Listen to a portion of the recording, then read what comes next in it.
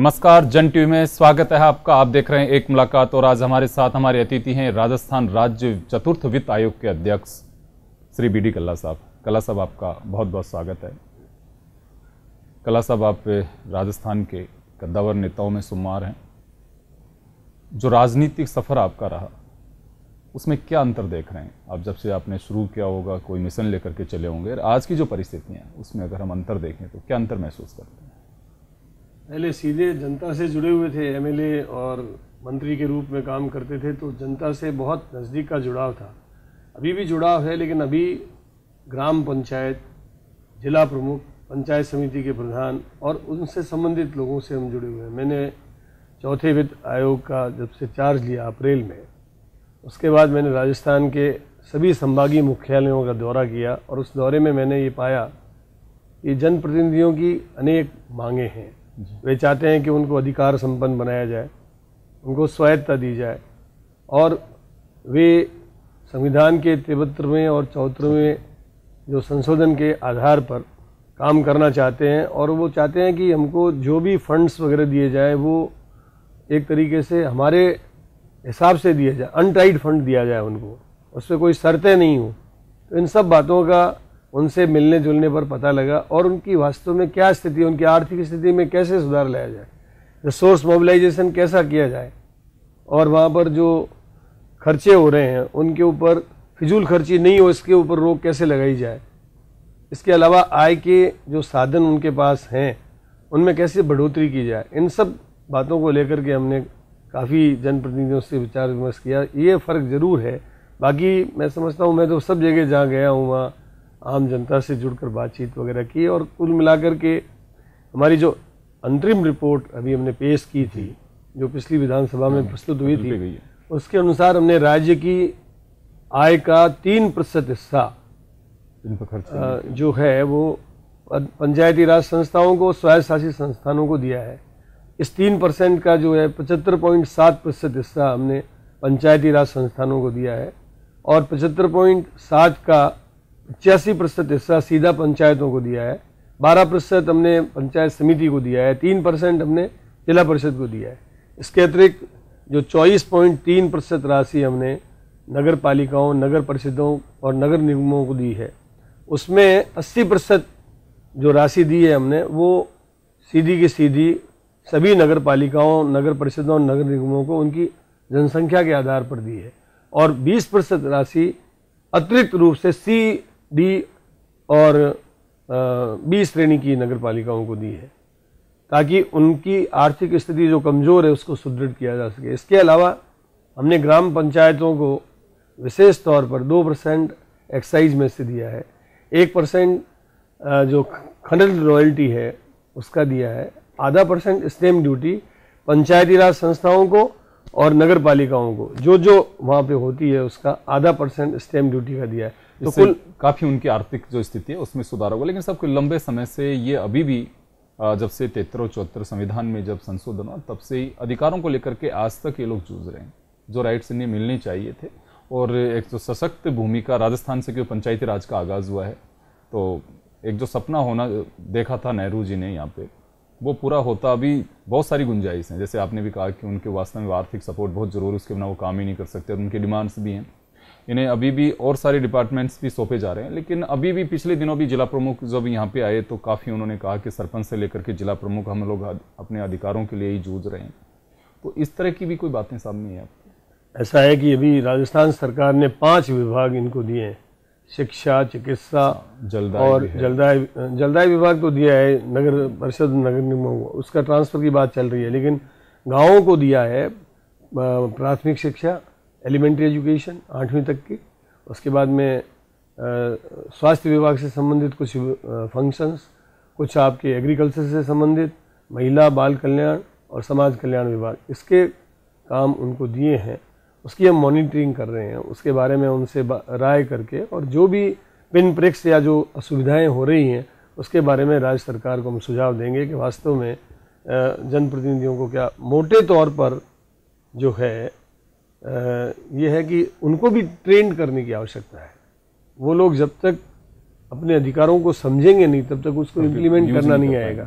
बाकी राज्य सरकार ने पहल की, अच्छी बात है कि 5 विभाग दिए हैं और विभाग भी उनको दिए जाने चाहिए। इसके बारे में संभावनाओं का हम पता लगाकर और जनप्रतिनिधियों की जो भी राय होगी उसको आगे आने वाले समय में इसको देखेंगे। ये तो सर एक आपका जो राजनीतिक आपका जो जीवन है उसकी आपने बात बताई कि पहले डायरेक्ट लोगों से जुड़े हुए होते हैं, अब इनडायरेक्टली किसी न किसी माध्यम से एक बड़े स्तर पे काम करने का मौका मिल रहा है।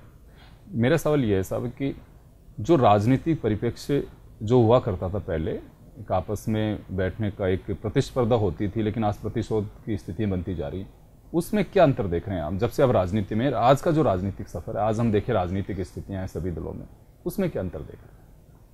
पार्टी वाइज हम बात करें, विचारधारा की बात। वैसे कांग्रेस में तो कमोबेश हमारे जितने भी नेता हैं उनमें आपस में कोई प्रतिस्पर्धा हो सकती है, लेकिन मनभेद नहीं है। मतभेद हो सकते हैं किसी न किसी के रूप में, लेकिन मनभेद नहीं है। और कुल मिलाकर हमारी लीडरशिप में सभी लोगों की आस्था है और राजस्थान में कमोबेश कांग्रेस में कहीं कोई टूटन नहीं है।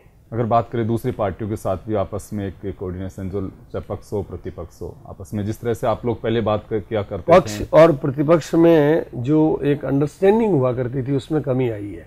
जैसे विधानसभा में हम एक दूसरे के खिलाफ बोलते थे, लेकिन उसके बाद बाहर जो भी जैसे एक दूसरे की शादियों में आना जाना करना, इसमें फर्क आया है। और इससे लगता है कि जो नई पीढ़ी आ रही है राजनीति में जी, वे विधानसभा के अंदर और बाहर जो करते हैं उसमें कोई फर्क नहीं है। जी जी। तो कुल मिलाकर के पुरानी ट्रेडिशंस जो थी, जिसके अनुसार राजस्थान की विधानसभा में पक्ष और विपक्ष के लोग एक दूसरे के खिलाफ बोलते थे, लेकिन बाहर आकर के कम से कम मनभेद नहीं रखते थे। मतभेद होते थे बाहर भी, लेकिन मनभेद नहीं थे। मनभेद अब पक्ष और विपक्ष में स्पष्ट दृष्टिगोचर होता है। और जो पहले शायद आप लोगों ने कहीं जो वरिष्ठ साथियों को फॉलो किया, आपको नई पीढ़ी ने फॉलो किया, आज जो स्थिति हो सकता है आने वाली पीढ़ी उसमें और भी ज़्यादा अंतर महसूस करें। कुल मिलाकर के लिखने पढ़ने की आदत कम हो रही है। लिखने पढ़ने की आदत कम होने के कारण मैं एक उदाहरण देकर बता सकता हूँ। विधानसभा में एक बार भैरव सिंह जी ने, हरदेव जी जोशी चीफ मिनिस्टर थे, उनको ये पूछा कि what is charge amount and what is voted amount. तो मैं खड़ा हो गया, भैरव सिंह जी ने कहा मैंने आपसे नहीं पूछा है। मैंने कहा मैं नहीं उत्तर दूंगा तो हमारे माननीय मुख्यमंत्री जी उत्तर देंगे। मैंने कहा चार्ज अमाउंट वो है जिसके लिए विधानसभा के वोट की आवश्यकता नहीं है। फिर भैरव सिंह जी ज़्यादा टोका टोकी करने लगे तो जोशी जी ने खड़े होकर के कहा मेरे चीफ विप ने ये बता दिया है कि चार्ज अमाउंट क्या है। वोटेड अमाउंट वो है जिसके लिए विधानसभा के वोट की आवश्यकता है। मेरा दावा है कि आज भी आप 200 सदस्यों में से 150 सदस्यों से यदि ये बात पूछें तो 150 सदस्यों में से 200 में करीब 10-20 सदस्य बता दें तो मैं कह नहीं सकता। बाकी लोग जानते ही नहीं है कि चार्ज अमाउंट क्या है, वोटेड अमाउंट क्या है। अभी तो सर स्थितियाँ ये भी बन गई, आप भी कई बार कार्रवाई देखते हैं, पहले भी आप देखें हैं कि हुटिंग भी करते हैं तो उसका शायद ज़्यादा लोगों को पता नहीं होता कि हम हल्ला क्यों मचा रहे हैं। ऐसे भी स्थिति विधानसभा में कई बार देखने को मिलती है। और सर आपने अभी जो आपके पास में जो जिम्मेदारी राजस्थान की है, बहुत महत्वपूर्ण जिम्मेदारी है, फाइनेंस कमीशन की जो आपके पास में है, तो और किस तरह के क्या सुधार के लिए सरकार को आप देख रहे होंगे, अन्य स्थानों पे भी जाकर के आपने कुछ देखा होगा कि क्या सुधार किए जा सकते हैं राजस्थान में जिससे कि पंचायती राज स्वायत्त शासित संस्थाएं इनको और बेनिफिट मिल सके? कुल मिलाकर के इनको आर्थिक रूप से सुदृढ़ करने की आवश्यकता है। जैसे अभी हम लोग महाराष्ट्र गए थे, महाराष्ट्र में आज भी वहाँ पे वहाँ की पंचायतें 4 प्रकार के टैक्स लेती है जी। दीवा बाती टैक्स यानी स्ट्रीट लाइट टैक्स, पानी पर टैक्स लेती है, प्रॉपर्टी पे टैक्स लेती है, और वे किसी न किसी रूप में अपनी नगर पालिका का या अपनी पंचायत का भी कोई टैक्स लगाती है। हमारे यहाँ कोई भी तरीके से रिसोर्स है ही नहीं उनका स्वयं का। जो नगर पालिकाओं का रिसोर्स था चुंगी का, वो बंद कर दिया गया।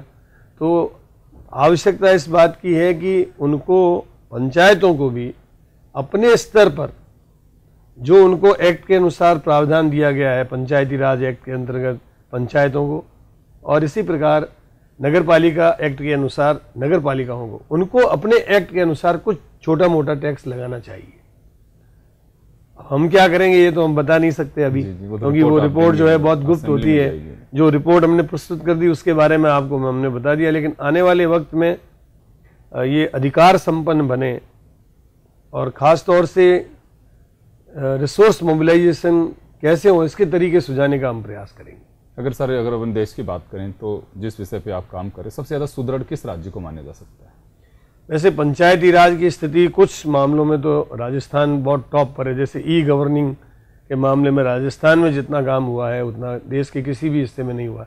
आज प्राय 1-2 पंचायतों को छोड़कर प्राय हर पंचायत के ऊपर राजीव गांधी कंप्यूटर सेवा केंद्र खुल चुके हैं, जबकि महाराष्ट्र में ये स्थिति कुछ सैकड़ों में है। लेकिन दूसरी ओर महाराष्ट्र, केरल और कुछ अन्य प्रांतों में, विशेष तौर से दक्षिण के प्रांतों में पंचायती राज को जो अधिकार दिए गए हैं उनमें वो हमसे आगे निकल चुके हैं। इसके अलावा जो नगर निगम वगैरह है उसमें तो महाराष्ट्र नगर निगम, कोलकाता नगर निगम, इंदौर का नगर निगम जो है वो हमसे बहुत एडवांस है। उन्होंने ठोस कचरा प्रबंधन के लिए, ड्रेनेज के लिए, सीवरेज के लिए जो काम किया है। और अभी हम हाल ही में मुंबई गए थे और वहाँ जो 190 फीट गहरी वाटर सप्लाई लाइन जो उन्होंने डाली है, मतलब ऊपर एयरपोर्ट है, नीचे पाइपलाइन चल रही है, जो जिस तरीके से उन्होंने वहाँ के पहाड़ों को अंदर का अंदर छेद कर जो पाइपलाइन वगैरह निकाली है, वहाँ का जो पार्किंग सिस्टम है बहुत ही अच्छा है। कोलकाता का भी अंडरग्राउंड का पार्किंग सिस्टम हम देख के आए थे, बहुत अच्छा। नगर निगम ने वहाँ पर ई गवर्निंग सिस्टम जो शुरू किया है वो बहुत अच्छा है। तो बेस्ट प्रैक्टिसेस भी हम अलग अलग प्रांतों में जाके देख रहे हैं और हम कोशिश करेंगे कि आने वाले वक्त में हमारे यहाँ भी अच्छी बेस्ट प्रैक्टिसेस जो अन्य प्रांतों में है उसका हम अनुसरण कर सकें और हमारी बेस्ट प्रैक्टिसेस जो हैं उनका दूसरे प्रांत अनुसरण कर सकें और कुछ सुधार की गुंजाइश है तो वो भी की जा सकती है। तो कल्ला साहब के साथ एक मुलाकात में चर्चा जारी रहेगी। फिलहाल वक्त हो चला एक ब्रेक का।